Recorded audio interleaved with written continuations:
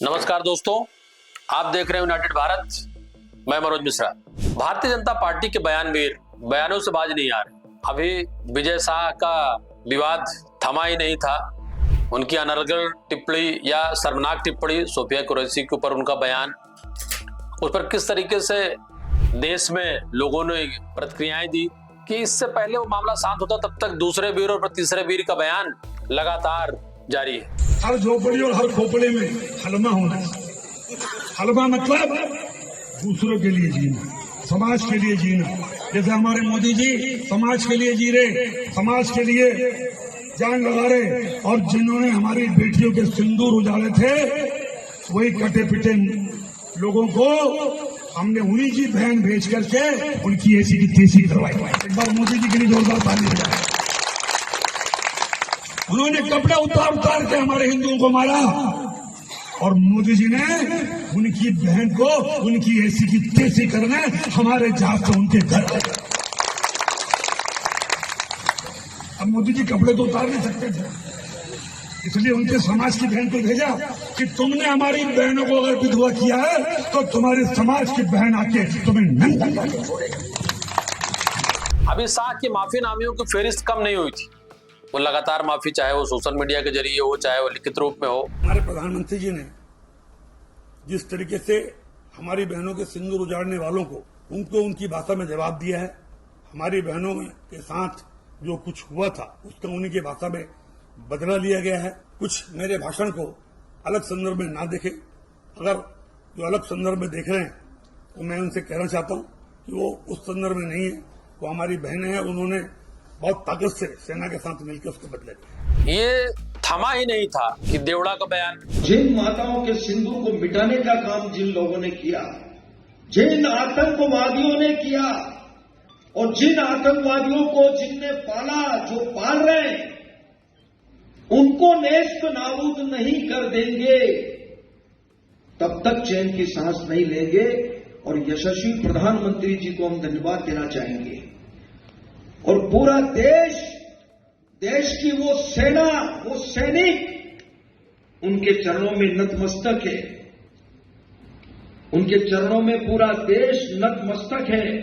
उन्होंने जो जवाब दिया है उसकी जितनी सराहना की जाए, जितना कहा जाए, एक बार उनके लिए जोरदार ताली बजा करके। आखिर वजह क्या है मित्रों? आप इसको समझने का प्रयास करिए कि नेता अति उत्साह में, लेकिन वे जो बयान देते हैं उनको सोचना चाहिए कि सैन्य शक्तियों और सैन्य पे खड़े, नारी शक्ति की हम पूजा करते हैं, नारी शक्ति की हम चर्चा करते हैं, नारी प्रधान देश से किन चीजों में बात की जाए। एक तरफ जहां नारी सम्मान को लेकर के, वहीं इनके बयानों से पूरा देश शर्मिंदा होता है। सुप्रीम कोर्ट ने जिस तरीके से तीखी टिप्पणी की, एसआईटी जांच के आदेश दिए, राज्य सरकार से रिपोर्ट मांगी, और ये कोई छोटे या ग्राम स्तर के हैं या ब्लॉक स्तर के नेता नहीं है। राष्ट्रीय मानवाधिकार ने स्वतः संज्ञान लेते हुए इसकी जांच शुरू की। ये बातें हम आज इसलिए कह रहे हैं कि कर्नल सोफिया पे जिस तरीके देश को गर्व है, उस तरीके से ये नेता आखिर बयान क्यों, मतलब ये बयान दे करके अपनी पार्टी की अच्छे कृत्यों के, अच्छे कर्मों को क्यों उसमें पलीता लगाते हैं, उसकी फजीयत कराते हैं। सार्वजनिक माफी मांगना सोचने से पहले ये जबान है, फिसल जाएगी तो दूर तक जाएगी। जमाना बहुत बदल गया है। आप कहीं कोने में बोलेंगे, लेकिन मत बोलिए, क्योंकि प्लेटफॉर्म डिजिटली ऐसे हैं कि पूरा विश्व आपको देखता, पूरा देश आपको देखता है। इस बयान की चर्चा, इस पे शर्मनाक, इस पे शर्मसार होने के बजाय हो ही रहे थे कि जगदीश देवड़ा का बयान आ गया। उन्होंने शाह को एक कदम पीछे छोड़ते और आगे बढ़ गए, जिस पर पुनः उनकी बातों से, अब आप बताएं वो मतलब किस तरीके से उन्माद में या एक्साइटमेंट में बोल जा रहे हैं कि सेना और पूरा देश मोदी जी के चरणों में नतमस्तक है। इससे किसको इनकार है कि मोदी जी देश के जब पूर्ण बहुमत की सरकार की चुने हुए प्रधानमंत्री तीसरी बार है, तो उनके सर्वोच्च होने पर किसी को इनकार नहीं, लेकिन सेना नतमस्तक है। कम से कम नेता को ये फर्क होना चाहिए, ये अंतर आपको पता होना चाहिए। वो आपके पार्टी कार्यकर्ता नहीं है, वो देश की सेना जिस पर के एक सबसे निचले पायदान से लेके सबसे ऊपर पायदान, ये वो सिखाया जाता है। बल्कि हम लोगों ने अक्सर कई बार कर्नल से, ब्रिगेडियर से जब कभी बातचीत आम प्रोग्राम में हुआ करती थी, तो वो कहते थे कि हम अपने जो फ्रंट वॉरियर होता है, चाहे जल थल हवा, इनकी मैं इज्जत इसलिए सबसे ज्यादा करता हूं कि ये हमेशा मुकाबले के लिए तैयार रहते हैं और हमसे कई गुना ज्यादा डिवोटी होते हैं। तोप के सामने, गोली के सामने, समुद्र में, हवा में, जमीन पर खड़े होना इतना आसान नहीं होता है। बोले हम उनके लीडर होते हैं, हम उनके साथ होते हैं, लेकिन वो हम पर विश्वास और भरोसा करके, इसलिए हम उन पर प्राउड करते हैं, गर्व करते हैं। फ्रंट वॉरियर की इज्जत सबसे ज्यादा हम लोग करते हैं। जिसके नाम में रामचंद्र, आप सांसद रामचंद्र जांगड़ा का विवाद आप सुनिए, उनका विवादित बयान आप सुनिए। वहां पर जो हमारी वीरांगनाएं बहन थी, जिनकी मांग का सिंदूर छीन लिया गया, अगर उन्होंने अहिल्याबाई का इतिहास पढ़ा होता तो उनके सामने उनके पति को कोई निरपराध इस तरह से गोली नहीं मार सकता था, चाहे वो भी शहीद हो जाए। वीरांगना का भाव नहीं था, जोश नहीं था, जज्बा नहीं था, दिल नहीं था, इसलिए हाथ जोड़ के गोली का शिकार हुआ। उन्होंने तो पहलगाम हमले में जो पीड़ित परिवार के महिलाएं हैं, बहन हैं, बेटियां हैं, बहुएं हैं, जो विधवा हो गई हैं, जिनका घर जुड़ गया है, जिनका जीवन साथी दूर हो गया है, उनके वो कह रहे हैं कि उनका सिंदूर छीना, उनमें अगर वीरांगना का भाव होता तो ये नहीं होता।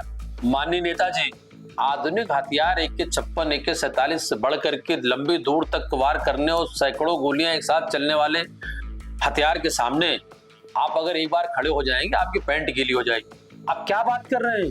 वो महिलाएं, वो बहुएं, वो माताएं, वो बच्चे, वो बुजुर्ग, आपको इनके साथ संवेदनशीलता नहीं दिखती, बल्कि आप उनकी तुलना किससे और कैसे कर रहे हैं? आप ये कह रहे हैं महिलाओं को आतंकियों से लड़ना चाहिए था।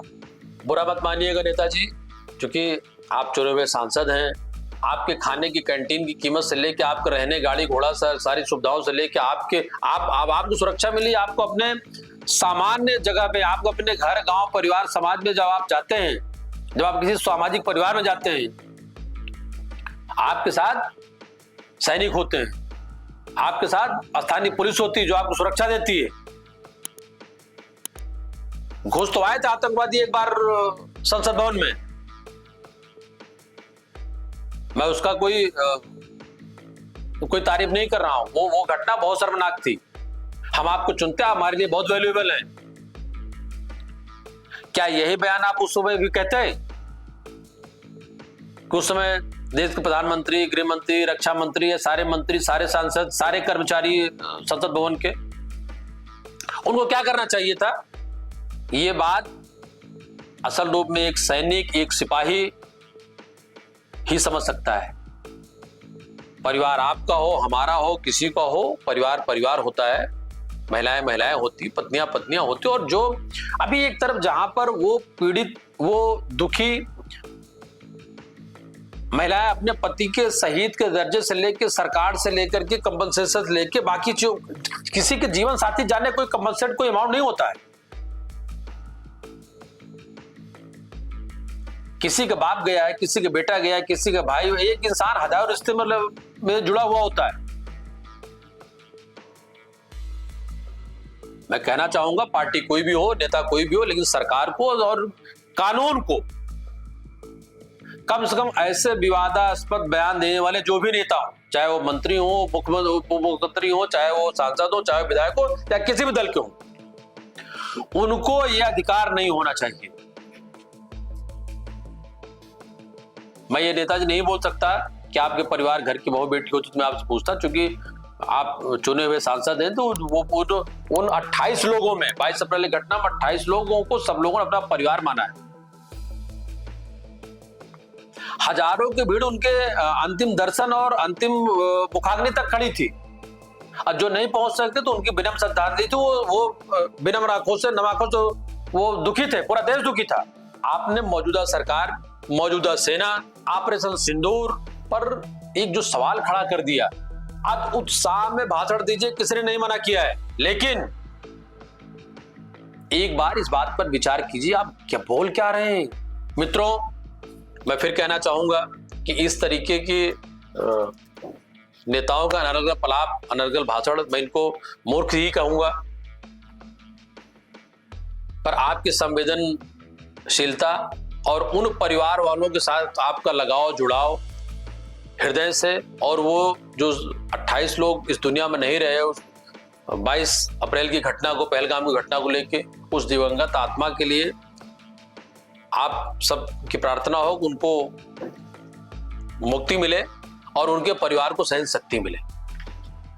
इस तरीके के बयानों से वो दूर रहें। इस तरीके के बयान शर्मसार करते हैं देश को भी, और बहुत बहुत शर्मनाक घटना है। इसका जितना कंडम किया जाए उतना ही कम है। मोदी जी, अमित शाह जी, पार्टी अध्यक्ष, राष्ट्रीय अध्यक्ष नड्डा जी या अन्य पार्टियों के भी जो नेता हैं, उनको एक मौजूद संदेश दें ताकि भविष्य में इस तरह की बातें ना हो, और जिन्होंने किया उन पर कड़ी कार्रवाई हो कि दोबारा इस तरह की घटना वो ना कर सके। पुनः आप सभी साथियों का आभार, आप सबका बहुत बहुत धन्यवाद। आप देख रहे हैं यूनाइटेड भारत, मैं मनोज मिश्रा।